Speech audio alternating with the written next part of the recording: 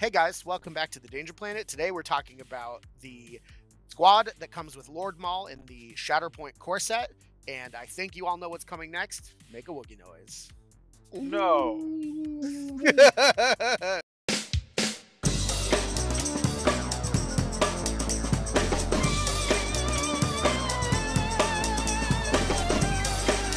All right, guys, welcome back.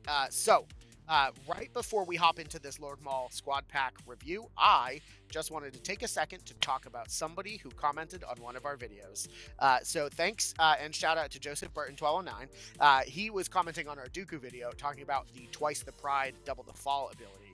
And I think that we sort of approached it correctly, but we probably could have been a little bit more clear that his ability basically lets you move Dooku and then punch someone when somebody rolls and doesn't have any hits. What we weren't super clear about is that you have to have no hits at the end of the dice calculation, which is after blocks happen.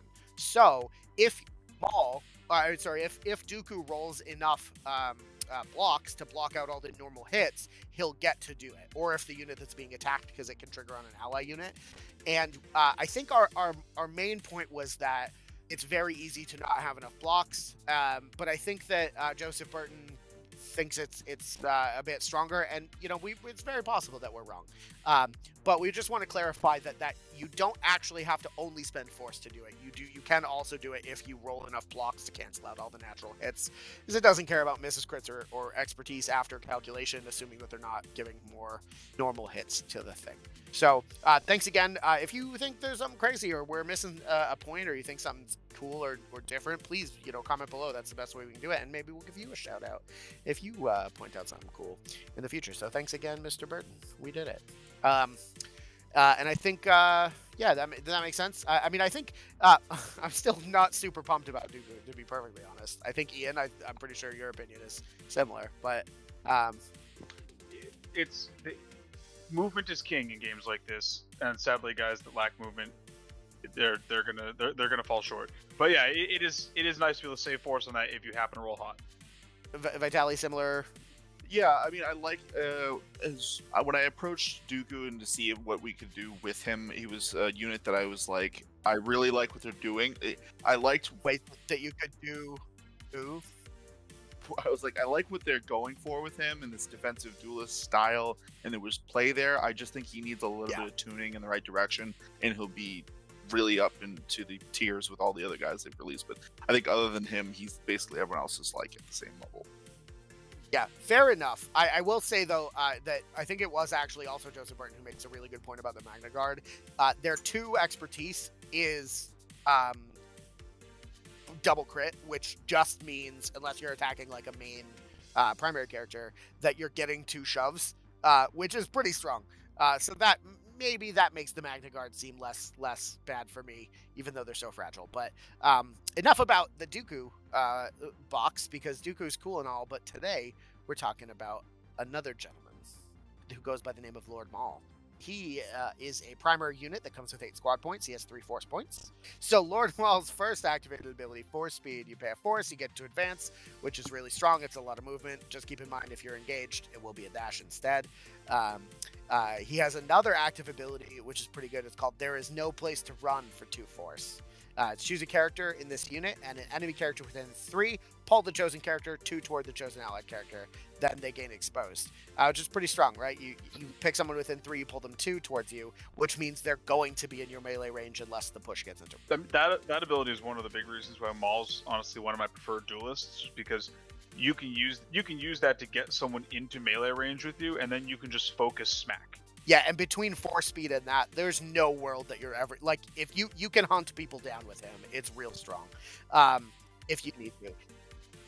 He has an innate ability called Revenge. I must have Revenge, which is when this unit's wounded by a melee attack.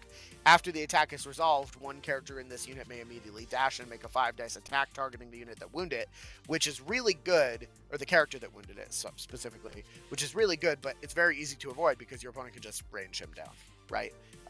Well, so I think one of the easiest things to miss about that makes that ability even better than it looks is it's not a 5-dice attack. it's what, 7 dice attack? Oh, for sure. Well, we'll get to that because, of course, Maul's identity ability sustained by rage. So while this unit's not wounded, when it would spend force to activate an ability, it may suffer damage equal to the cost of the ability instead. Obviously, you don't want to do that when you're wounded because it would be pointless, and you could just be like, "Oh, activate everything," in response. Not that he has any, but you know, templating. But for every 3 damage this unit has, he gets a die on his melee attack rolls. And for every injured this unit has, he gets 3 dice through his attack rolls. So, what he was just saying, with revenge, I must have revenge. If he's been wounded, that means he likely is going to get plus a minimum of 3 extra dice on his attack, if not 4, if they over damage him by a single point. Because damage isn't removed until your start of activation after you're wounded.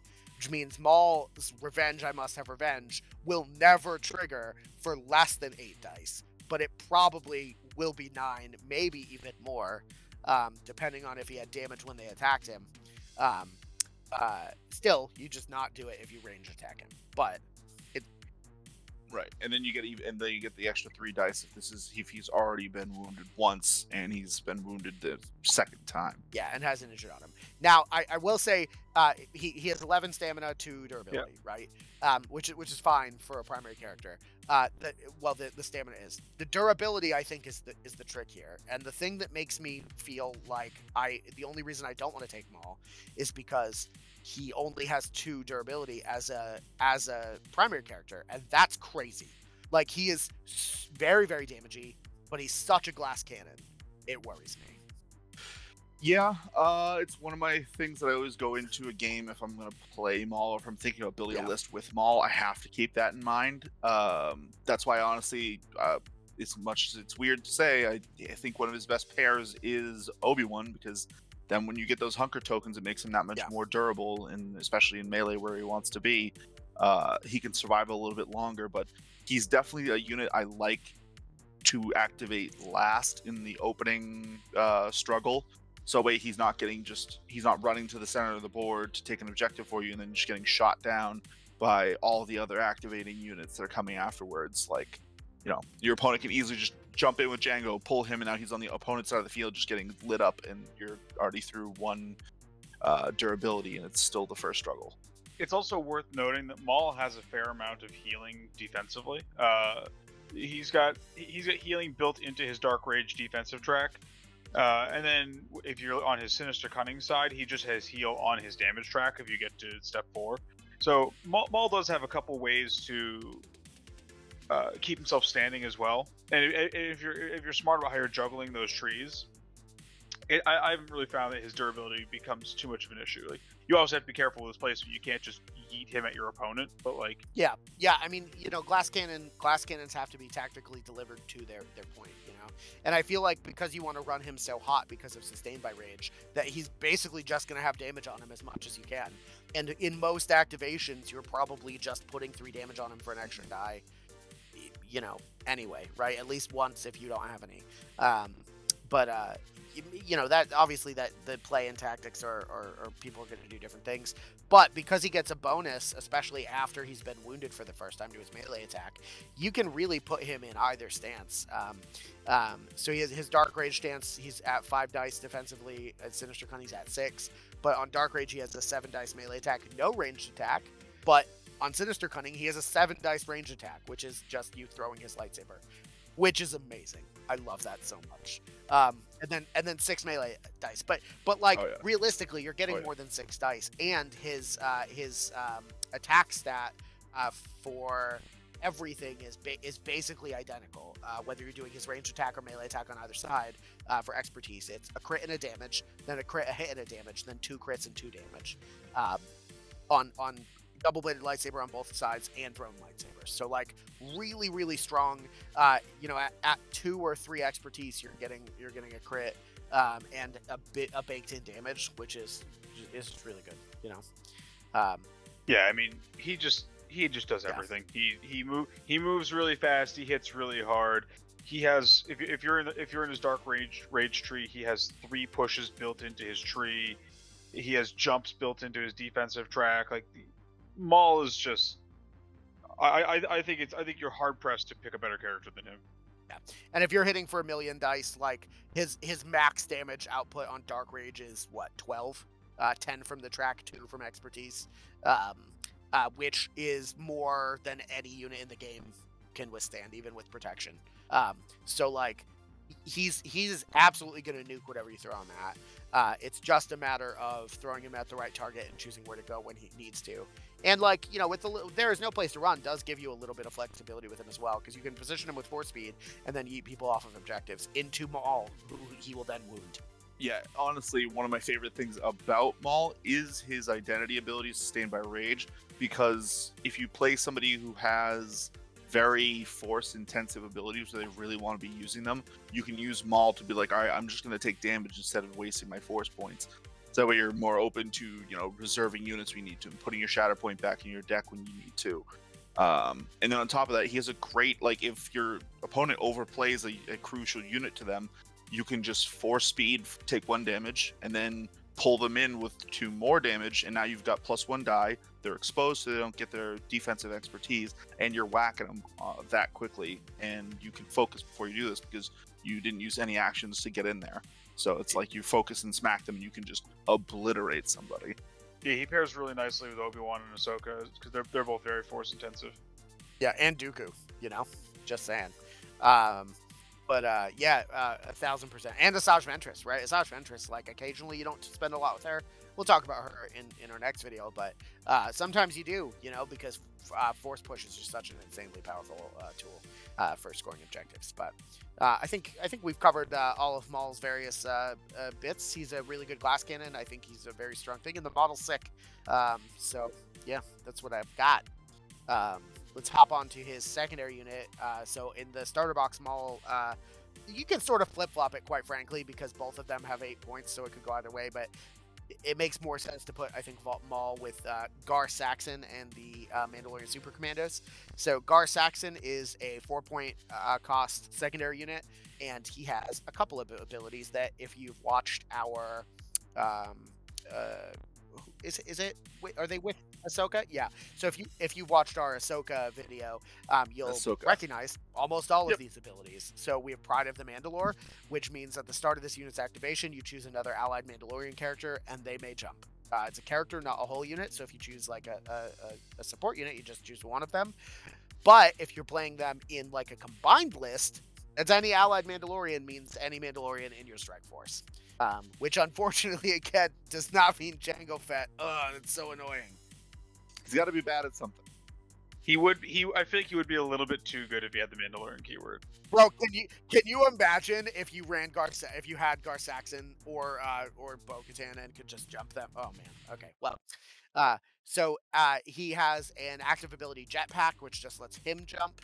And then he has a reactive ability, Mandalorians are stronger together. So after he makes a move action, so specifically he has to spend 1 of his AP to move, he can use this ability and he gets a free focus as long as he ended the move within range 2 of another allied Mandalorian character, which is a thing that you see on all the Mandalorians. We'll talk about it later in this episode and also in the Ahsoka episode. And then we have 2 innate abilities.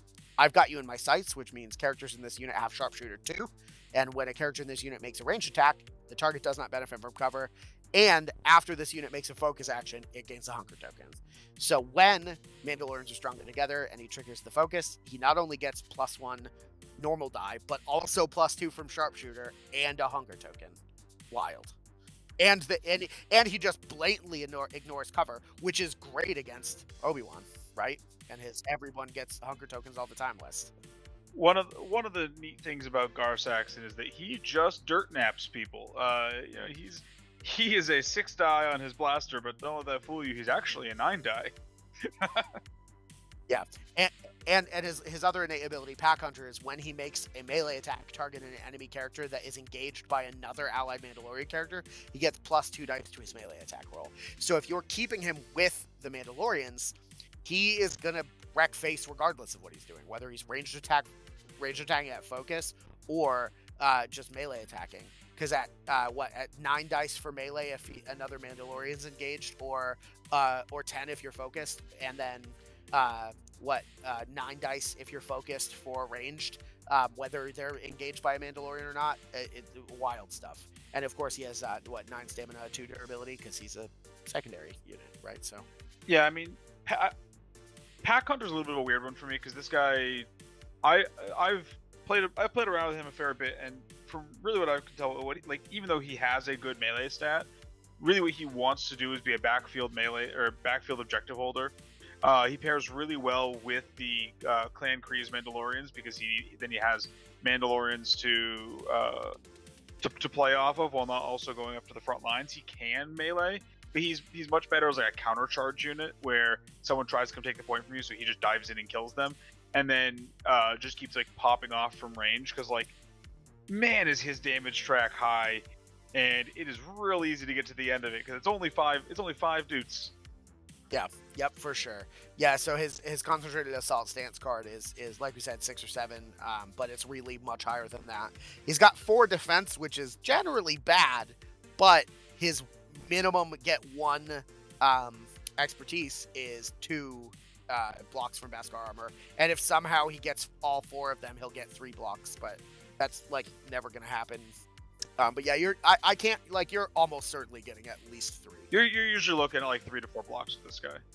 But yeah, so we're talking about his like expertise on his offensive stuff. His gun's nuts. It's 1 is a crit, 2 is a crit and a shove, and 4 is 2 crits and a shove, which is crazy.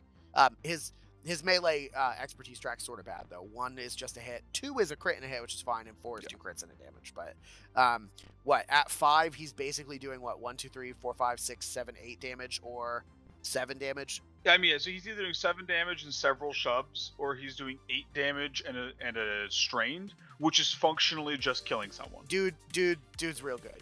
You sort of want to keep him at range for sure, but I think that's Gar Saxon. You know, he's got legs, but he shouldn't use them. Got that happen. Yeah, we did it. Let's move on. So the Mandalorian Super Commandos are a 4-point supporting unit. They have Jetpack, which we've already talked about because it was on Gar Saxon, and all the Ahsoka videos. Mandalorians are stronger together, which we've already talked about. But there are 2 neat innate abilities, are No Mercy. So when an enemy character is engaged with 1 or more characters in this unit, dashes or advances. After the move is resolved, the moving character's unit suffers 2 damage if the moving character is no longer engaged with 1 or more characters in this unit, which is pretty strong. You know, you can run in there and tie people up. And then they have Victory or Death, which is characters in this unit have impact 1. So if they focus, like for instance from Mandalorians are stronger together, they'll have +2 dice to melee instead of +1. Yeah, so I think they are actually legitimately the first character. I don't know of anything else that has impact, but the other Mandalorians who are like the ranged ones, the Clan Kreese Mandalorians, they have sharpshooter, so that these are like the melee foils of them, the Super Commandos. So you know you gotta. They're more melee oriented. Yep. They have 6 dice on melee with 5 defense, and range. They have a range 4 attack with 5 dice and 4 defense. They got that like the normal Beskar armor, which is 1 block or 2 blocks at 2+, which is actually pretty fine. I'm not mad at that at all. But it is very clear that their ranged attacks are less good on the expertise. Their melee expertise is a crit at 1 and 2 crits and a shove at 3, and their normal one is at 4 expertise, still not even a crit. It's just a normal hit and a damage. 1 to 3 is just a single hit. So, but oh boy, do they have statuses. So yeah, they can pulse out a bunch of damage if you get to 5 steps, right? So what, 4, 5, 6, 7, or if you get to 5 steps, you can give them exposed, disarmed, and a couple of shoves. They can jump if they want to, although I guess I wonder if there's ever a circumstance where you pick jump after doing 4 hits, right?